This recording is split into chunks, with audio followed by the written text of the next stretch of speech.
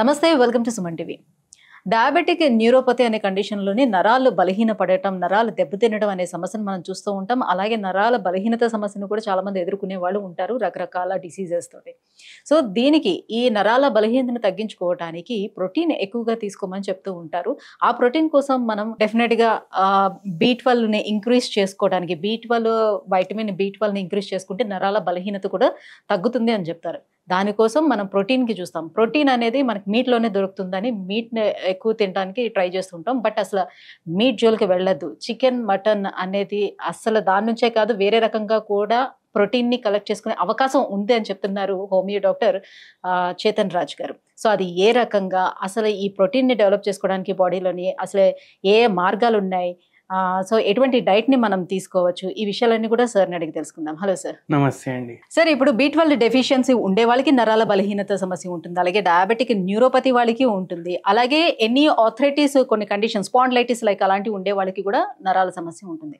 So వీటన్నిటికీ కూడా meet లేదంటే ఎనీ చికెన్, మటన్ ఎలాంటివైనా సరే వీటి నుంచి ప్రోటీన్ వస్తుంది. ప్రోటీన్ని తీసుకోండి సజెస్ట్ చేస్తూ ఉంటారు, లైక్ ఎగ్ అన్నీ కూడా. ప్రోటీన్ తినని వాళ్ళ పరిస్థితి ఏంటంటే, మీట్ తినని వాళ్ళ పరిస్థితి ఏంటి, ఎలా మేము ఈ ప్రోటీన్ని ఇంక్రీజ్ చేసుకుంటాము అని అడుగుతున్నారు సార్. ఏం చెప్తారు? మీరు కూడా తినద్దు అని చెప్తున్నారు, అందుకని అడుగుతున్నాను. అయితే ఎక్కువ అందరూ ఇంట్లో వండుకుంటారు కదా నాన్ వెజ్. అవును. ఏ రోజు వండుకుంటారు? సండే రోజు వండుకుంటారు. అయితే మార్నింగ్ 8ంటికి లేవండి మీరు. ఒక్క సండే అందరు 10:30, 11 అట్లా లేస్తారు కదా సండే. ఒక్కరోజు 8ంటికి లేయండి, సీదా బండి తీసుకొని మీరు ఉస్మానియా దవాఖానాకి వెళ్ళండి. ఓకే. ఉస్మానియా దవాఖానాకు పోయి మీరు జనరల్ వార్డ్కి వెళ్ళండి. ఆడ ఒక 100-200 పేషెంట్లు మినిమం మీకు అడ్మిషన్లో ఉంటారు. ప్రతి పేషెంట్ పోయి అడగండి, నువ్వు వెజా నాన్ వెజా. మొత్తం దవాఖానాలో 90% మంది నాన్ వెజిటేరియన్ ఉంటారు. అంటే నాన్ వెజ్ తినటం వల్ల వాళ్ళు సిక్ అయ్యారు అని అంటారా? నాన్ వెజ్ తినడం వల్ల సిక్ అయ్యే ఛాన్సులు చాలా పెరిగిపోతాయి. ఇప్పుడు కొందరు సండే రోజు ఒక పూట తింటారు, కొందరు 7 రోజులు 3 పూటలు తింటారు నాన్ వెజ్. అండ్ ప్రోటీన్ కావాలి అంటే నాన్ వెజ్ తినాలి అనేసి రూల్ లేదు. ఎందుకు నేను చెప్తాను.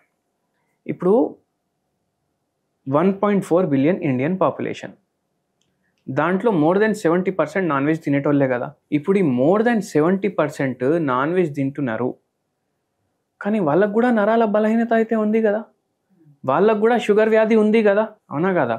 ఎందుకు అట్లా అవుతుంది అంటే, ఇప్పుడు డయాబెటిక్ న్యూరోపతి ఉంది. డయాబెటిక్ న్యూరోపతి వచ్చింది పేషెంట్కి అంటే నరాలు కూడా ఎఫెక్ట్ అయినాయి, షుగర్ వ్యాధి కూడా ఎఫెక్ట్ అయింది. ఇప్పుడు ఈ రెండు ఎప్పుడు వస్తాయి? ఫిజికల్ యాక్టివిటీ సరిగా లేకపోతే వచ్చే ఛాన్సులు ఉంటాయి. మన బాడీకి ఎన్ని క్యాలరీస్ అవసరం దానికన్నా ఎక్కువ క్యాలరీలు ఇస్తే వస్తుంది. అండ్ సెడెంటరీ లైఫ్ స్టైల్ వల్ల వస్తుంది. ఇంతకుముందు కాలంలో ఏం పని ఉంటుండే జనాలకు? ఇప్పుడు ఫిజికల్ యాక్టివిటీ లేదు, కానీ వర్క్ అయితే ఉంది. అంటే జాబులు చేస్తున్నారు, బిజినెస్లు చేస్తున్నారు, అన్నీ చేస్తున్నారు, కానీ ఫిజికల్ యాక్టివిటీ లేదు. ఇంతకుముందు జాబ్ కానీ బిజినెస్ కానీ అదే ఫిజికల్ యాక్టివిటీ ఉంటుండే. ఎట్లా? ఇప్పుడు పొలాల్లో పని చేస్తుండే, అన్ని పనులు ఈ మనిషి చేస్తాడు కదా, అంటే జాబ్ కూడా చేస్తుండు, ఫిజికల్ యాక్టివిటీ కూడా చేస్తుండు. ఇప్పుడు ఏమైనా దందా ఉంది ఆయనకు, బర్రెలు అమ్ముడు, ఊర్లోకి వెళ్ళి పట్టణానికి తేయడం, అమ్మడం, నడుచుకుంటూ రావడం, అవునా కాదా? ఏమైనా సామాన్ అమ్మేది ఉంది, బాసన్లు అమ్మేది ఉంది, ఈయన ఇక్కడ నుంచి ఊర్లోకి పోయి బాసన్లు అమ్ముడు, మళ్ళీ పైదలే పోతుండే. ఇట్లా ఇప్పుడు ఎట్లా అయిపోయింది? బాసన్లు ఆయన పెద్ద షోరూమ్ ఉంటుంది, ఆయన అత్తాపూర్లో ఉంటాడు, ఆయన డైలీ ఏమో ఓల్డ్ సిటీ వాల్ అక్కడ ఉంది ఆయన, మొత్తం కార్లోనే పోతాడు కదా.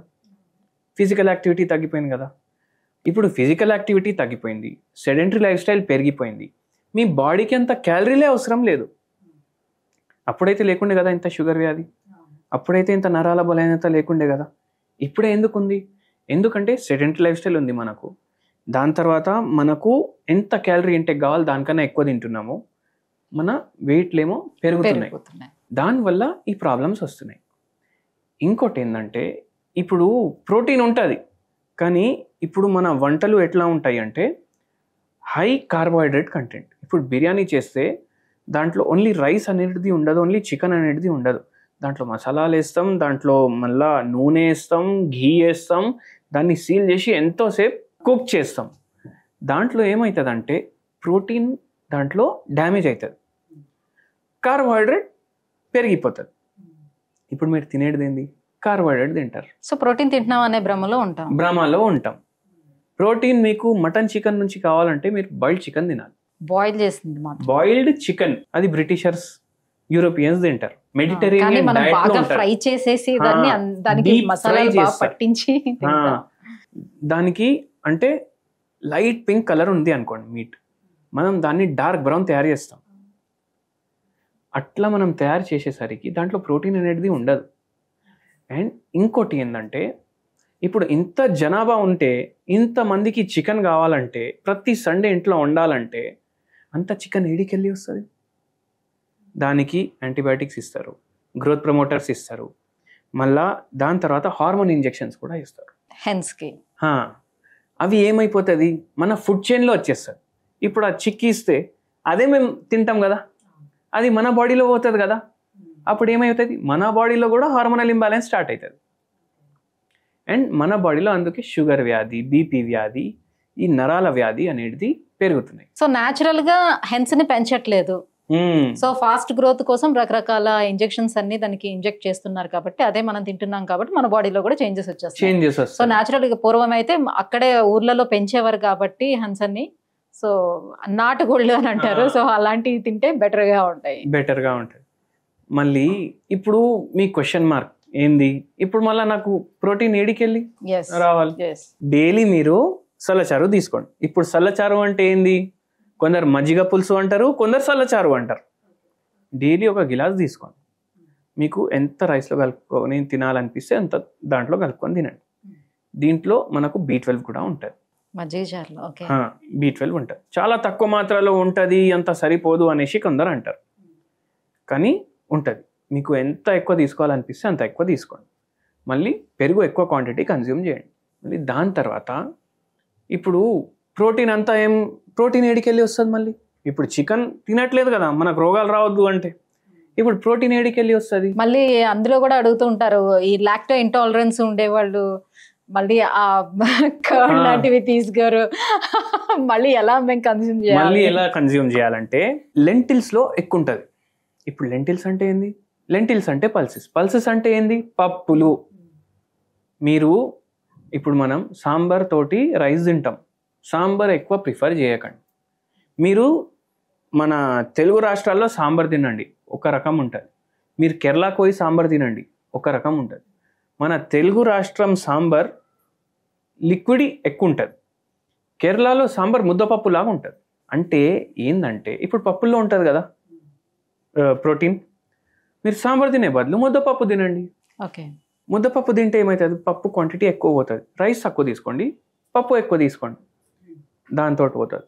ఇంకా ఎక్కువ rich source of protein, pure source of protein అంటే నేను పుట్నాల పొడి అంటాను.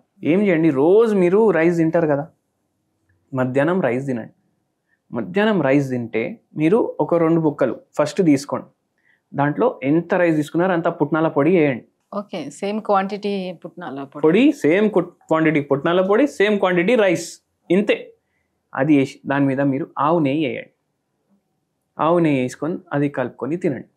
ఇప్పుడు దీంట్లో rich source of vitamin B ఉంటుంది, B12 ఉండదు, B6 ఉంటుంది. వేరే అంటే B కాంప్లెక్స్ అనేది ఒక విటమిన్, దాంట్లో 1, 2, 3, B9, B6 ఇవన్నీ వస్తాయి. B12 ఉండకపోవచ్చు. B12 కోసం మనకు నెయ్యి కూడా వేస్తున్నాం, మజ్జిగ పులుసు తీసుకుంటున్నాం. ఇది ప్రోటీన్ రిచ్ కూడా ఉంటుంది అండ్ మైక్రోన్యూట్రియంట్స్ చాలా ఎక్కువ ఉంటాయి దీంట్లో. డైలీ 2 ముద్దలు ఫస్ట్ తినండి, దాని తర్వాత ముద్దపప్పుతో తినండి, పెరుగుతో తినండి, మజ్జిగ పులుసు తీసుకుంటున్నారు. ఇవన్నిట్లో B12 ఉంటుంది, వేరే B కాంప్లెక్స్ కూడా ఉంటాయి, మళ్ళీ ప్రోటీన్లు కూడా ఉంటాయి. మళ్ళీ ఇప్పుడు మనం మళ్ళీ షుగర్ ఉంటే రైస్ తినొద్దు కదా.